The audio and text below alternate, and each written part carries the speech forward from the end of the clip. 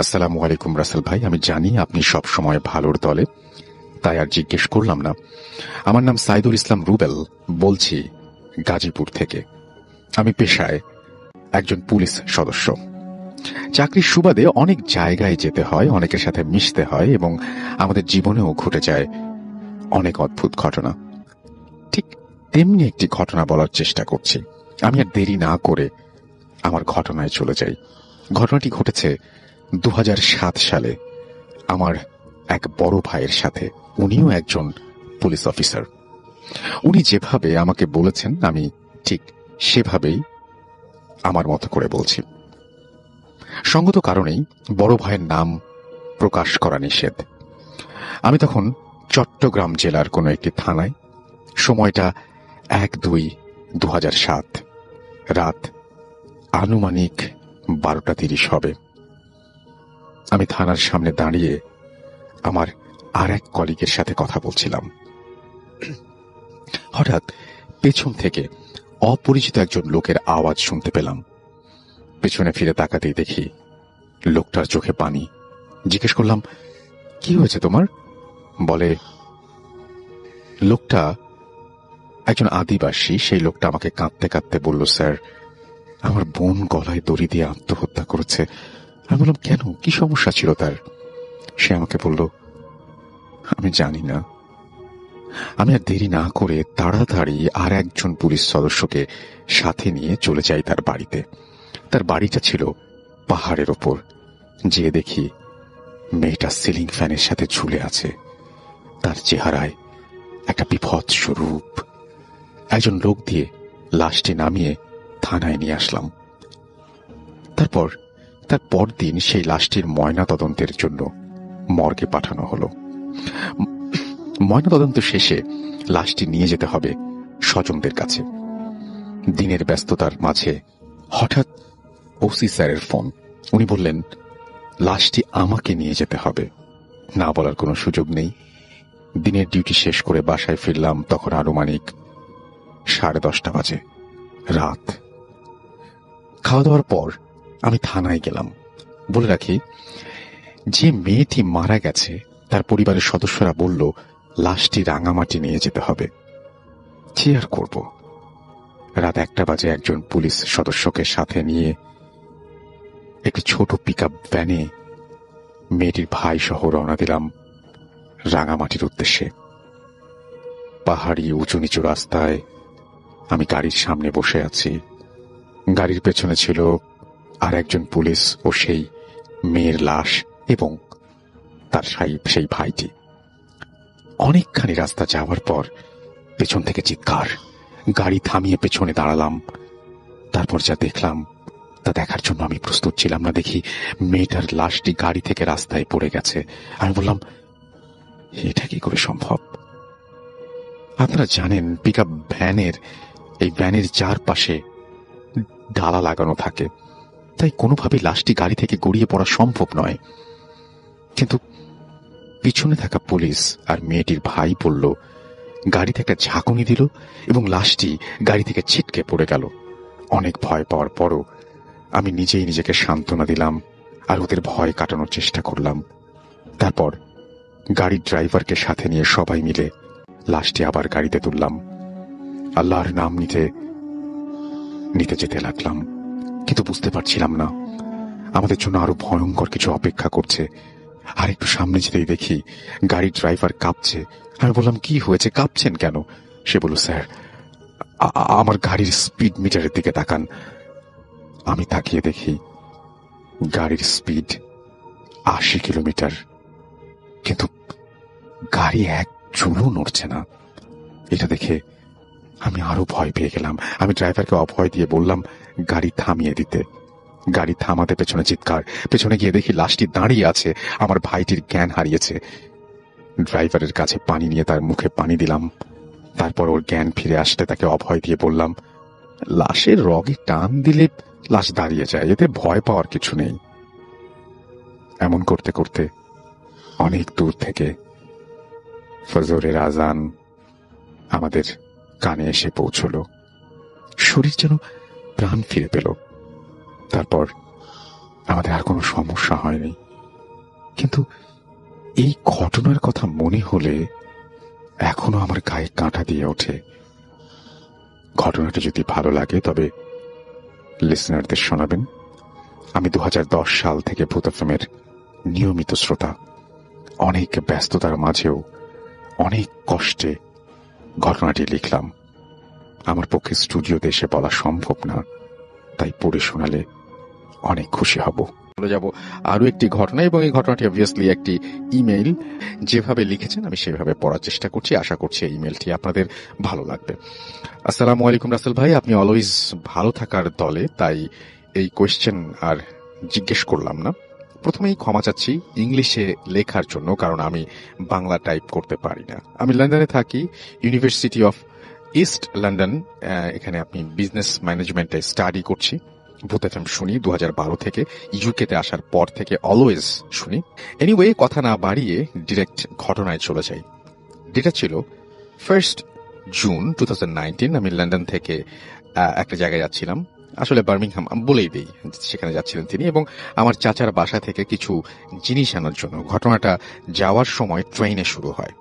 West মিডল্যান্ডসে আমি ট্রেনে উঠি এবং ছাড়ার পর একটা সিটে বসি। উনি একটা ছবি পাঠিয়েছিলেন। আমি এই ছবিটা যদিও পোস্ট করি, তবে ছবিটা আমি দেখেছি, পায়ের কাছ থেকে ছবিটা তোলা, একদম মোবাইলটা নিচের দিকে নামিয়ে যে ভদ্রলোকের কথা বলছেন তার পায়ের কাছে তোলা ছবিটা। কেন পায়ের কাছ থেকে ছবিটা তুলেছিল একটু পরে বুঝতে পারবেন। যাই হোক, তিনি বলছেন যে একটা সিটে বসে, এবং ঠিক অপোজিট সিটটা খালি ছিল। পরের স্টপে একজন লোক উঠল, খুব অদ্ভুত দেখতে, সারা শরীরে শুধু কঙ্কালের ট্যাটু। এদেশে এটা অবাক হওয়ার মতো কিছু না, কিন্তু লোকটা আমার দিকে এক দৃষ্টিতে তাকিয়ে থাকে। যখন আমি তাকাই তখনও চোখ সরায় না। আমি ভদ্রতা দেখাতে গিয়ে একটা মুচকি হাসি দিয়ে জিজ্ঞেস করলাম, হোয়ার আর ইউ গোয়িং? লোকটা অনেক রুড হয়ে বলল, wherever you going, I am going with you. আমি একটু অবাক হলাম। তারপর আবার মোবাইলে ফেসবুক স্ক্রল করতে করতে আমি পুরা 2 ঘন্টার রাস্তায় ছিলাম, এবং আমার দিকে লোকটা তাকাতে তাকাতে গেল। আমি নামলাম আমার গন্তব্যে, এবং বার্মিংহামের আমি নিউ স্ট্রিটে, লোকটা ওইখানে নামলো।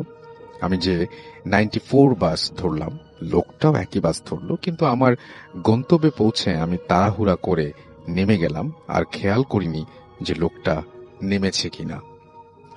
পরে আমি আমার চাচার বাসায় চলে গেলাম। ঘটনাটা এখানে শেষ হলে পারত, কিন্তু হয়নি। আমার পরের দিন এক্সাম থাকার কারণে ওই দিন রাতেই আসতে হয়েছে। আমি বাসে আসছি বার্মিংহামের নিউ স্ট্রিট। 10:45 ট্রেন ছিল, কিন্তু ওইটা মিস করে ফেলি। পরের ট্রেনটা ছিল রাতে 12:10। অনেক বিরক্ত হলাম। অবশ্যই 12টায় ট্রেন আসলো, এবং আমি উঠলাম রাত্রের ট্রেনে। জেনারেলি মানুষ খুব একটা থাকে না, সো আমার আশেপাশে সবগুলো সিট ছিল খালি। ইনফ্যাক্ট আমার বগিতে মাত্র একটি মেয়ে। ট্রেন ছাড়ার পর আমার টয়লেটে যাবার প্রয়োজন হয়। আমি কিছুক্ষণ পরে টয়লেটে গেলাম, এবং ট্রেন চলছে, আর আমি লাস্ট বগিতে ছিলাম। সো এর সামনের বগিটা ছিল ফার্স্ট ক্লাস। আমি দরজাটা খুলে, মানে দরজাটা খোলে না। এনিওয়ে, টয়লেট শেষ করে আমি সিটে এসে যা দেখলাম তার জন্য আমি মোটেও প্রস্তুত ছিলাম না। আমি দেখলাম যে রোতে আমি বসেছি তার ঠিক পাশের রোতে ওই লোকটা বসে আছে, এবং আবারও সে আমার দিকে তাকানো শুরু করেছে। আমি আবারও কি বললাম যে কি মনে করি আমি বললাম যে ব্যাক টু লন্ডন। কোনো রিপ্লাই দিল না, এক দৃষ্টিতে তাকিয়ে থাকলো। পরের স্টপে স্টপেজ যেটা আসলো সেখানে আমি নেমে গিয়ে ওই মেয়েটাও নেমে পড়লো। তখন আমি খুব আচ্ছা, তিনি নামেননি, তিনি মেয়েটা নেমে পড়লো, এবং তখন আমি খুব ভয় পাচ্ছিলাম যে কি করব, বুঝতে পারছিলাম না। অবশেষে 2 ঘন্টা কিভাবে কাটাবো কোনো আইডিয়া ছিল না। তখন ইউটিউবে কোরআন ছাড়লাম খুব জোরে জোরে। কোনো রকম আমি সেটা ছাড়লাম, এবং লন্ডনে এসে পৌঁছে লোকটাকে দেখলাম না, এবং বাসে ঢুকলাম না। ঠিক যতক্ষণ বাসার সামনে আসছি, ঢুকবো বাসায়, হঠাৎ চোখ পড়লো সামনের রোডে। দেখি লোকটা আমার দিকে তাকিয়ে বিদ্রুপের মতো করে হাসছে, আর সাহস হয়নি ওই জায়গায় দাঁড়ানোর। জিনিসটা আমি কারোর সঙ্গে শেয়ার করিনি। আমি বাইসাইকেল দিয়ে ফুড ডেলিভারি করি, সো 6 দিন পর আমার রাত আনুমানিক 11:45 দিকে আমার একটা অর্ডার আসে এবং একটা থাই রেস্টুরেন্ট থেকে। তখন আমি আমার আপুর সাথে ফোনে কথা বলতে বলতে আমি খেয়াল করি নাই যে নেভিগেশনটা আমাকে কোন দিকে নিয়ে যাচ্ছে, শুধু ফলো করতে থাকি। হঠাৎ দেখি যে মাইল এন্ডে পার্কের মাঝখানে আমি এসে পড়েছি এবং আমাকে বলছে যে ইউ হ্যাভ অ্যারাইভড, মানে যেভাবে বলে আর কি, এবং বলছে যে আমি একটু শকড একটু যে 12টায় পার্ক থেকে আমাকে কে খাবার অর্ডার দিল, কাউকে তো দেখছিও না এখানে। তখন আমি কাস্টমারকে কল দেওয়ার ট্রাই করলাম, কিন্তু ওপাশ থেকে কেউ রিসিভ করছে না। তবে সাথে সাথে একটা মেসেজ আসলো আমার কাছে যে লিভ দ্য ফুড, মানে গাছের নিচে বা ল্যাম্পপোস্টের নিচে তাকে ফুডটা রাখতে বলা হলো, এবং আমি একটু ভয় পেলাম এবং সাথে সাথে ওইটা ল্যাম্পপোস্টের নিচে রেখে চলে আসলাম। একদিন পরে আমি যখন স্বপ্নে দেখলাম যে একটা পুরান বিল্ডিং এর ফুড ডেলিভারি দিচ্ছি আমি, এবং কাস্টমার ওই লোকটা যাকে ট্রেনে দেখেছিলাম, এবং ভাবছিলাম হয়তো এইটা কোনো স্বপ্ন, তাই পাত্তা দিলাম না। পরের দিন কাজে গেলাম, ঠিক আবার 11:45 দিকে সেম আর একটা অর্ডার আসলো, এবং ওই দিনও অর্ডার পিক করার পর খেয়াল করলাম আবার সেই পার্কের মাঝখানে ডেস্টিনেশন, এবং বুকটা কেঁপে উঠলো যেহেতু অর্ডার পিক করে ফেলেছি। সো ডেলিভারি না দিয়ে কোনো উপায় নেই, ডেলিভারি না করা ছাড়া। এবং 11 মিনিট সাইকেল চালিয়ে গেলাম, যাওয়ার পর একই কাহিনী। তবে ওই দিন সাহস করে আমি ফুডটা ল্যাম্পপোস্টের নিচে রেখে একটু দূরে এসে ওয়েট করছিলাম কে নেয় ফুডটা সেটা দেখার জন্য। আমি যা দেখলাম তার জন্য আমি মোটেও প্রস্তুত ছিলাম না। ল্যাম্পপোস্টের আলোতে আমি স্পষ্ট দেখতে পেলাম ওই লোকটা, সাথে আর একটা লোক তার মতোই একই রকম, সারা গায়ে কঙ্কালের ট্যাটু, এবং পরনে কোনো শার্ট টি শার্ট নেই, খালি গায়ে। এবং ওই লোকটা আমার দিকে তাকিয়ে আছে এবং রাগান্বিত চোখে। আমি সাথে সাথে চলে আসি এবং পরের দিন আমি ব্রিকলেনে মসজিদে ইমামকে ঘটনাটা বলি, এবং তখন উনি বলেন যে খারাপ কিছু হয়তো হতে পারে, তুমি নামাজ পড়ো এবং নিয়মিত কোরআন পড়ো। আমি কয়েকদিন নিয়মিত কোরআন পড়ি এবং নামাজ পড়ি, আলহামদুলিল্লাহ এরপরে আমার কোনো প্রবলেম হয়নি। জানি এটা কোনো কতটুকু ভয়ের আমি চাই না, বাট এটাই ছিল ঘটনা। আসসালামু আলাইকুম। দেশ অথবা দেশের বাইরে যে যেখান থেকে শুনছেন, আপনাদের সাথে আছি আমি আহমেদ। আশা করছি সকলে ভালো আছেন ও নিরাপদে আছেন। প্রিয় দর্শক, আপনাদের সকলকেই জানাচ্ছি ভূত এফএম বিডির পক্ষ থেকে আন্তরিক শুভেচ্ছা ও ভালোবাসা। আজকে আবারও আপনাদের জন্য আরো একটি লোমহর্ষক ভয়ঙ্কর ঘটনা নিয়ে হাজির হয়েছি। আশা করছি আজকের এই ঘটনাটিও আপনাদেরকে এক অন্যরকম ভয়ের শিহরণ দেবে। তো চলুন কথা না বাড়িয়ে ঘটনায় চলে যাই। প্রিয় দর্শক, এখন যে ঘটনাটি আপনাদের সাথে শেয়ার করব, এই ঘটনাটি পাঠিয়েছেন মুন্সিগঞ্জ জেলার গজারিয়া উপজেলা থেকে মোহাম্মদ আব্দুল্লাহ ভাই। আর এই ঘটনাটির সময়কাল 2009 সালের ফেব্রুয়ারি মাসে। আর এই ফেব্রুয়ারি মাসেই উনি বেড়াতে গিয়েছিলেন ওনার নানার বাড়িতে। আর ওনার নানার বাড়ি শরীয়তপুরের জাজিরা উপজেলাতে। এই আব্দুল্লাহ ভাইয়ের ছোটবেলা থেকেই মাছ ধরার খুব নেশা ছিল। আর ওনার নানুর বাড়িটা বিল অঞ্চলে হওয়ার কারণে ওই সময়টাতে বিলের সব পানি নেমে গিয়ে পুকুরগুলা শুকিয়ে গিয়েছিল, আর ওইটাই ছিল মাছ ধরার একটা উত্তম সময়। যাই হোক, ওনার নানুর বাড়ি থেকে 200 কি 250 মিটার দূরে একটা পুকুর ছিল বিলের মাঝে। আবার ওই পুকুরটার সাথে লাগোয়া ওই একটা ছোট্ট খাল বয়ে গিয়েছিল। আর এই কারণেই প্রতি বছর ওই পুকুরটার মধ্যে অনেক মাছ পাওয়া যেত। যাই হোক, এই আব্দুল্লাহ ভাইয়ের কিন্তু মেইন উদ্দেশ্য ছিল ওই পুকুরে মাছ ধরতে যাওয়া, কারণ ওইটা মাছ ধরার সিজন। এই সময়তে সব পুকুর সেচে মাছ ধরা হয়। আর এই যে পুকুরটা সেচে হয়, দেখা গেছে আজকে সন্ধ্যাবেলা ওই পুকুরে একটা মেশিন লাগানো হয়, সারা রাতে পানিগুলা ওই মেশিনে সেচে পরের দিন সকালবেলা হয়তো বা ওই পুকুরটা মাছ ধরার জন্য উপযোগী হয়ে যায়। এই সিস্টেমেই ওইখানে মাছ ধরা হয়। যাই হোক, ওনাদের নানাদের পুকুরটা তো একটু বড় ছিল, এই কারণে ওনারা কি করতেন, ওনারা মাছ ধরার আগের দিন সন্ধ্যাবেলা তো মেশিন বসায়, কিন্তু ওনারা আরো আগেই মেশিনটা ওই পুকুরে ফিট করে দিতেন। আর মেশিন যেদিন রাতের বেলা ফিট করে দিতেন, ওই দিনকা ওই পুকুর পাড়েই থাকতে হয়। দেখা গেছে ওই পুকুর পাড়ে একটা ছোট্ট শোয়ের মতো ঘর বানিয়ে ওইখানে ওনারা পাহারা দিতে হয় ওনাদের। কারণ দেখা গেছে হঠাৎ কখনো কখনো এমন হয় মেশিনে ওই তেল শেষ হয়ে যায় বা হাওয়া ঢুকে যায়, তখন মেশিন বন্ধ হয়ে যায়। আবার অনেক সময় এই মেশিনের ভিতরে পুকুরের মধ্যে যে কাদা থাকে, ময়লা থাকে, এগুলো ঢুকেও মেশিন জ্যাম হয়ে যায়, পানি যায় না। এই কারণেও পাহারা দিতে হয়। আবার অনেক সময় চুরি হয়ে যাওয়ার ভয় থাকে, এই কারণেও রাতের বেলা ভাড়া দিতে হয়। যাই হোক, ওই বছরও তো ওই মেশিনটা ফিট করে দেওয়া হয়েছে, আবার ওইখানে ছোট্ট ওই সইয়ের ঘরটাও বানানো হয়েছে। তো রাতের বেলা তো ওইখানে পাহারা দিতে হবে। তো ওই বছর এই আব্দুল্লাহ ভাই আর ওনার ছোট মামা ওইখানে পাহারা দিবেন, রাতের বেলা থাকবেন, এই সিদ্ধান্ত হলো। তো রাতের বেলা সন্ধ্যায় আনুমানিক 8টা-9টার দিকে ওনারা বাড়ির থেকে খাওয়া দাওয়া শেষ করে ওইখানে পাহারা দিতে যাওয়ার জন্য প্রস্তুতি নিলেন। দেখে গেছে ওনারা সাথে করে একটা টর্চ লাইট, তারপরে হাতের হাতে আরো 2টা কোচ কোচ কোচ বলতে যে টেটা আর কি, আবার একটা বর্ষাও নিয়ে নিয়েছেন। বর্ষা নেওয়ার কারণ হলো ওই অনেক সময় রাতের বেলা শিয়াল, তারপর ভোঁদর এগুলো আসে মাছ খাইতে। আর আসলে অনেক সময় দেখা গেছে শিয়াল যদি দলবদ্ধ হয়ে আসে তাহলে ওনাদের উপরেই ঝাঁপিয়ে পড়ে। এই কারণে ওনারা নিজেদের আত্মরক্ষার্থে একটা বর্ষা নিয়ে নিয়েছেন। যাই হোক, ওনারা ওই ঘরের মধ্যে গিয়ে ওইখানে কিছুক্ষণ গল্প সল্প করার পরে হঠাৎ ওনারা ঘুমিয়ে যান। শীতের রাত তো, দেখা গেছে ঠান্ডা ঠান্ডায় ওনারা ঘুমায় যান। কখন যেন ঘুমায় যান ওনারা নিজেরা ওঠার পান না।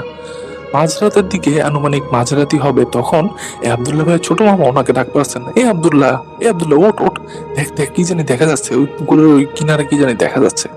এই কথা বলে ওনাকে ডাকছেন।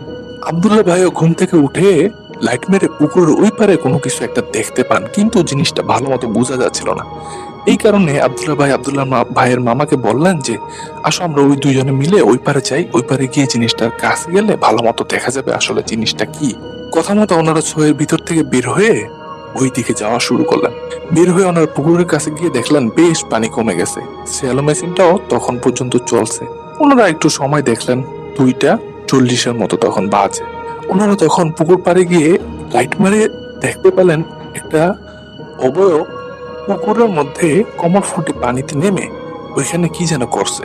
ওনারা ওই অবয়বটার পিছন সাইড থেকে দেখতে পাচ্ছিলেন, এই কারণে ওনারা ওই অবয়বটার চেহারা দেখতে পাচ্ছিলেন না, কিন্তু লাইট মেরে ওনারা বুঝতে পারেন যে এই অবয়বটার শরীরে লোমের মতো সারা শরীরে কিছু আবৃত করা। ওনারা লক্ষ্য করলেন ওনারা যে ওই জিনিসটার দিকে টস মেরেছে, এইটা নিয়ে ওই জিনিসটার কোনো ভ্রুক্ষেপই নেই। ওই জিনিসটার মতোই কিছু একটা করে যাচ্ছে। মনে হচ্ছে যেন পুকুর থেকে কোনো একটা কিছু তুলে মুখের কাছে দিয়ে খাচ্ছে। তো ওনারা আন্দাজ করতে পারলেন কোনো একটা জিনিস পুকুর থেকে মাছ ধরে মাছ খাচ্ছে। আর ওই সময় তো পুকুরের পানি বেশ কমে গিয়েছিল, এই জন্য হয়তো বা মাছ ধরতে সুবিধাই হচ্ছিল। যাই হোক, আব্দুল্লাহ ভাইয়ের মামা তখন চিৎকার করে বলে, এই বেটা, কেটে তুই কি করছ ওইখানে? ওনার এই চিৎকার শুনে তখন ওই জিনিসটা ওনাদের দিকে ঘুরে তাকিয়েছে। যখন ওই জিনিসটা ওনাদের দিকে ঘুরে তাকিয়েছে তখন ওনারা দেখতে পান এই জিনিসটার চেহারা কেমন শিয়ালের মতো, কিন্তু দেখে মনে হচ্ছে জিনিসটা যেভাবে দাঁড়িয়ে আছে মানুষের মতো দাঁড়িয়ে আছে।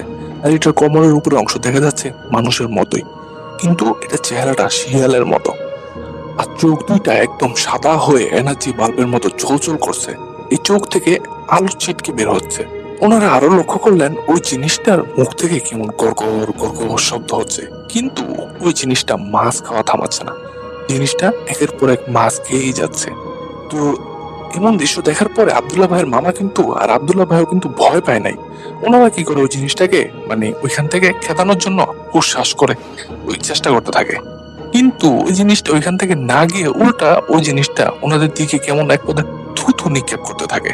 ওনারা লক্ষ্য করলে দেখতে পান ওই জিনিসটা যখন থুথু নিক্ষেপ করতে নেয় তখন ওই জিনিসটার মুখের ভিতর থেকে মনে হয় আলো বের হচ্ছিল। আর ওনারা একটা জিনিস ভাবেন যে শিয়াল অথবা কুকুর তো থুথু নিক্ষেপ করতে পারে না। এই কথা ভাবতে ভাবতে ওই জিনিসটা আবার ওনাদের দিকে পিছন ঘুরে আবার মাছ খাওয়া শুরু করে। তখন এই আব্দুল্লাহ ভাই ছোট মামা হয়তোবা উনি বেশ রেগে গিয়েছিলেন। উনি রেগে গিয়ে কিছু সময়ের জন্য ভুলে গিয়েছিলেন এটা যেন আসলে কোনো স্বাভাবিক জিনিস না। উনি কি করেন, ওই যে ওই বর্ষাটা হাতে নিয়ে উনি সজোরে ওই জিনিসটার দিকে ওই বর্ষাটা নিক্ষেপ করেন। ওই বর্ষাটা ওই জিনিসটার পিঠে গিয়ে বিদ্ধ হয়। এই বর্ষাটা ওই জিনিসটার পিঠে লাগার পরে ওই জিনিসটা একটা বিকট চিৎকার দিয়ে ওঠেন। আর চিৎকার দিয়ে ওই জিনিসটা কি করেন, আব্দুল্লাহ ভাইয়ের মামার উপরে ঝাঁপিয়ে পড়েন। মামা আর ওই জিনিসটা ধস্তাধস্তি করছে, এই জিনিসটা আবার আব্দুল্লাহ ভাই দূর থেকে লক্ষ্য করছে। উনি আবার কি করলেন, ওনার হাতে যে ট্যাটা ছিল এই ট্যাটা নিয়ে এইদিকে এগিয়ে আসলেন। আর এগিয়ে এসে এই ট্যাটার ডান্ডা দিয়ে ওই জিনিসটাকে সপাতে সপাতে বাড়ি দিতে থাকলেন। উনি ট্যাটা ছুঁড়ে মারার নাই, কারণ ওনার মামাও তো এখানে ছিল। যদি মামা শরীরের আগে উনি সপাতে বাড়ি দিচ্ছেন, একটা সময় মনে হলো যেন ওই জিনিসটা মাথার মধ্যে তপাস করে একটা বাড়ি লাগলো আর মাথাটা ফেটে গেল। যেমন মনে হলো ওই মাথা ফেটে মাথা থেকে রক্ত বের হলো। এরপরে ওই জিনিসটার মাথার মধ্যে যখন আঘাত লাগে তখন ওই জিনিসটা আবার এক বিকট চিৎকার দিয়ে ওঠে। চিৎকার দিয়ে ওই জিনিসটা আব্দুল্লাহ ভাইয়ের মামাকে ছেড়ে দিয়ে ওই পাশে থাকা ওই খাল পাড়ে একটা খাইল্লা ঝোপ ছিল, ওই খাইল্লা ঝোপের মধ্যে গিয়ে ঢুকে পড়ে। আর খাইল্লা ঝোপের মধ্যে গিয়ে ঢুকে শিয়ালের মতো এক করুণ চিৎকার করতে থাকে, আর মনে হচ্ছে ওই ঝোপটা দুমড়ে মুচড়ে যাচ্ছে। ওনারা দেখছে। এর কিছুক্ষণ পরে সবকিছু স্বাভাবিক হয়ে যায়। যখন সবকিছু স্বাভাবিক হয়ে যায় তখন ওনারা তাড়াতাড়ি বাড়িতে চলে আসেন। বাড়িতে চলে আসার পর সবাইকে ঘুম থেকে ডাকলেন, কারণ বাড়িতে এসে দেখেন সবাই ঘুমিয়ে আছে। সবাই ওনাদের ডাকাডাকিতে ঘুম থেকে ওঠার পরে ওনারা সমস্ত ঘটনা সবাইকে খুলে বললেন। সবাই ওনাদের মুখে এই কথা শোনার পরে তারা ওই জায়গাতে আসলেন। এসে দেখেন কোনো কিছুই নেই, আর চারপাশ শুনশান নিস্তব্ধ, আর কোনো কিছু চিহ্ন এখানে নেই। এরপর ওনারা যেন ওই ঝোপঝাড়ের দিকে যাবেন, ওনারা সেই সাহস করতে পারছিলেন না, কারণ ওই গ্রামের মানুষজন সকলেই জানে যে এই ধরনের ঝোপঝাড়ের মধ্যে ভালো কোনো কিছু থাকে না। এই কারণে ওনারা সিদ্ধান্ত করলেন যে কালকে সকালে এসে দেখবে আসলে কি হয়েছে এই জায়গায়। তো কথা মতো ওই পরের দিন সকালবেলা বেশ কয়েকজন এসে ওই ঝোপঝাড়ের মধ্যে দেখে যে বড় একটি শিয়াল মরে পড়ে আছে। কিন্তু গত রাতে তো ওনারা একটা মানুষের মতো অবয়ব, যার চেহারা শিয়ালের মতো, এরকম একটা অবয়ব দেখেছিল। আর এখন একটা বড় শিয়াল দেখছে, আর এটার পিঠের মধ্যে কিন্তু ওই বর্ষাটা এখনো গেঁথে আছে। আবার এই শিয়ালটার মাথাও একদম ফাটা, মানে মাথাটাও ফেটে আছে। তো এমন একটা শিয়াল ওইখানে মরে পড়ে থাকার পরে ওই বাড়ির লোকজনের ওনারা বললো, তোমরা রাতে হয়তো বা কোনো শিয়ালের সাথে যুদ্ধ করেছিলে, রাতে হয়তো বা তোমরা ভালো মতো লক্ষ্য করতে পারোনি। এই কথা বলে ওনারা জিনিসটাকে আর পাত্তা দিলেন না। এরপরে ওই জিনিসটাকে ওইখানেই মাটি খুঁড়ে ওই মাটি চাপা দিয়ে দিলেন। আর এরপরে সবাই জিনিসটাকে পাত্তা না দিয়ে ওইখান থেকে চলে গেলেন। কিন্তু এই আব্দুল্লাহ ভাই আর ওনার মামা এই জিনিসটাকে মানে এরকম উড়িয়ে দিতে পারলেন না, কারণ তারা দুইজন তো সশরীরে ওইখানে দেখেছিল। শিয়াল তো এরকম মানুষের মতো দুই পায়ে দাঁড়াতে পারে না, আবার শিয়ালের চোখ তো এরকম এনার্জি বাল্বের মতো জল জল করতে পারে না, আবার এর মুখের থেকে কি লাইটের মতো আলো বের হতে পারে? কখনোই না। এই কারণে ওনারা জিনিসটাকে গুরুত্ব দিলেন। এরপরে ওনারা ভালো একটা হুজুরের সন্ধান করে সেই হুজুরের কাছে যান। ওই হুজুরের কাছে নাকি জিন থাকতো। উনি এই জিনের মাধ্যমে নাকি নানা ধরনের তথ্য নিয়ে মানুষের উপকার করতেন, যে আর কি ওনার কাছে চিকিৎসার জন্য যেত। তো যাই হোক, এই হুজুরের কাছে গিয়ে এই ঘটনার সমস্ত কিছু খুলে বললেন।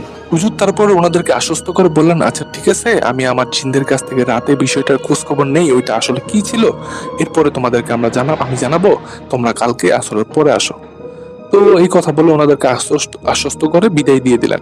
তো ওনারা এর পরের দিন আসরের নামাজের পরে এই হুজুরের সাথে গিয়ে দেখা করলেন। এর মাঝে তাদের সাথে অবশ্য কোনো ধরনের কোনো সমস্যা হয়নি। তো এই হুজুর ওনাদেরকে জানালেন এক ভিন্ন রকমের তথ্য, যেটা শুনে বেশ অবাকই হলেন তারা। এই হুজুর ওনার জিনের মাধ্যমে তথ্য নিয়ে জানতে পেরেছেন এটা আসলে একটা পিশাচ ছিল, আর এই পিশাচের নাম রঙ্গা।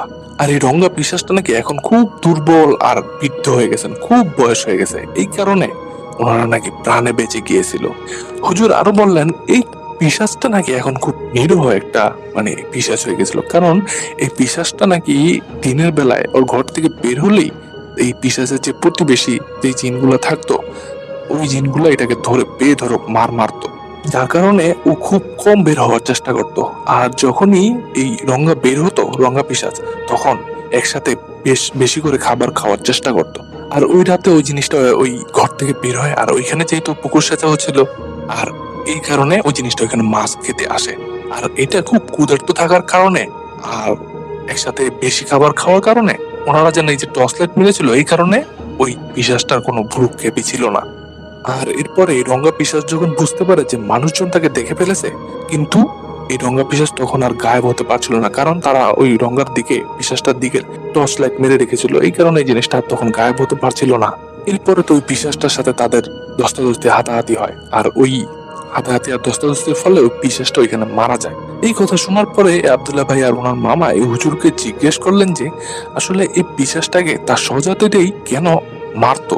তখন হুজুর আরো একটা তথ্য দেয় যে এই রঙ্গা পিশাচটা নাকি একটা সময় খুবই শক্তিশালী ছিল, আর তার থেকে কম শক্তিশালী যে পিশাচ বা জিনগুলো ছিল তাদেরকে ধরে নাকি এই রঙ্গা পিশাচ মারতো। তার চাইতে যে পিশাচ বা জিনের এই শক্তিতে দুর্বল ছিল তাদেরকেই এই রঙ্গা পিশাচ মারতো, এটা তো অকারণেই মারতো। আর এই কারণেই এই পিশাচ বা জিনেরা তার গোত্রের লোকেরাই তার উপর বেশ ক্ষিপ্ত ছিল, কিন্তু ওই সময় কেউ কিছু বলতে পারতো না, কারণ এই রঙ্গা ছিল খুবই শক্তিশালী একটা পিশাচ। এরপরে সময় বদলে যায়, ধীরে ধীরে এই পিশাচটাও বৃদ্ধ হয়ে যায়। বয়সের ভারে এখন এই পিশাচটা আর চলাফেরাও করতে পারে না। তখন ওই যে এই রঙ্গার কাছ থেকে যারা নির্যাতিত অত্যাচারিত হয়েছে, তখন তারা আবার এই রঙ্গাকে যেখানে দেখতো সেখানেই অত্যাচার নির্যাতন শুরু করতো, মারধর শুরু করতো। আর এই কারণেই এই রঙ্গা পিশাচটা তার ঘর থেকেও বেশি বের হতো না। এরপরে ধীরে ধীরে এই পিশাচটা খুব বয়স্ক আর নিরীহ একটা পিশাচ হয়ে যায়। দেখা গেছে না খেতে পেয়ে পিশাচটা অনেক দুর্বল হয়ে পড়ে। আর এই কারণে এই পিশাচটা আর কখনো কোনো মানুষের উপর ক্ষতি করার চেষ্টা করতো না, কোনো পিশাচ বা জিনের উপরও এটা হামলা করতো না। আর এই পিশাচটার কোনো আত্মীয় স্বজন পরিবার পরিজন নাই, এই কারণে এই পিশাচটা খুবই নিরীহ একাই জীবন যাপন করতো। আর যদি এই জিনিসটার মানে পিশাচটার কোনো আত্মীয় স্বজন থাকতো বা পরিবার থাকতো, তাহলে এই আব্দুল্লাহ ভাই আর তার মামার আর নিস্তার থাকতো না, কারণ ওই পরিবারের সদস্যরা তার এই রঙ্গা পিশাচের মৃত্যুর বদলা নিত। যেহেতু তার কোনো আত্মীয় স্বজন পরিবার পরিজন নাই, এই কারণে এখন আর তাদের কোনো ভয় নাই। কিন্তু এই আব্দুল্লাহ ভাই আর তার মামার ভিতর থেকে কোনোভাবে ভয় কাটে না, কারণ তারা চিন্তা করে সত্যি কি তার কোনো পরিবার পরিজন নাই, যদি থাকে তাহলে তো আর আমাদের নিস্তার নাই। এই কথা ভেবে ওনারা হুজুরকে আরো ভালো মতো জিনিসটাকে মানে তথ্য সংগ্রহ করতে বললেন। হুজুরও তাদেরকে আশ্বস্ত দিয়ে বলেন, আচ্ছা ঠিক আছে, আমি তাহলে এটা আরো ভালো করে তথ্য সংগ্রহ করে তারপর তোমাদেরকে জানাচ্ছি। কিছুদিনের সময় হুজুর চেয়ে নেন, তারপর ওনারা চলে যান। কিছুদিন পর হুজুর ওনাদের ফোন নাম্বারে কল দেন।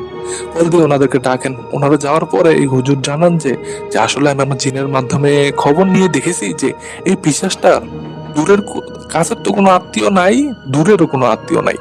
আর এই পিশাচটা এরকম মারা যাওয়াতে ওর তার এই গোত্রের যে পিশাচ বা জিনেরা ছিল, তারা নাকি খুশি হয়েছে যে ভালো হয়েছে, ও আর পাপের শাস্তি মানে ও আর কর্মের ফল পাইছে। মানে ওই পিশাচ গোত্রের যেই জিনগুলো ছিল তারা আরো খুশি হয়েছে। এই কথা বলে হুজুর আব্দুল্লাহ ভাই আর তার মামাকে আশ্বস্ত করলেন। হুজুরের কথা বিশ্বাস করে তারা একটু মনের ভেতরে শান্তি পেল। তো এটাই ছিল ঘটনা।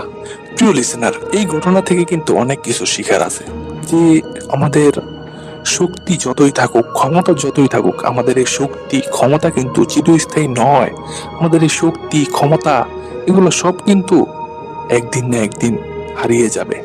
আর যখন আমাদের এই শক্তি হারিয়ে যাবে, আজ আমরা শক্তি ক্ষমতার বলে বলে অন্যকে ক্ষতি করছি, অন্যকে জুলুম করছি, একদিন হয়তো বা আল্লাহ এই জিনিসটা ঘুরিয়ে আমার উপরে উল্টিয়ে দিবে।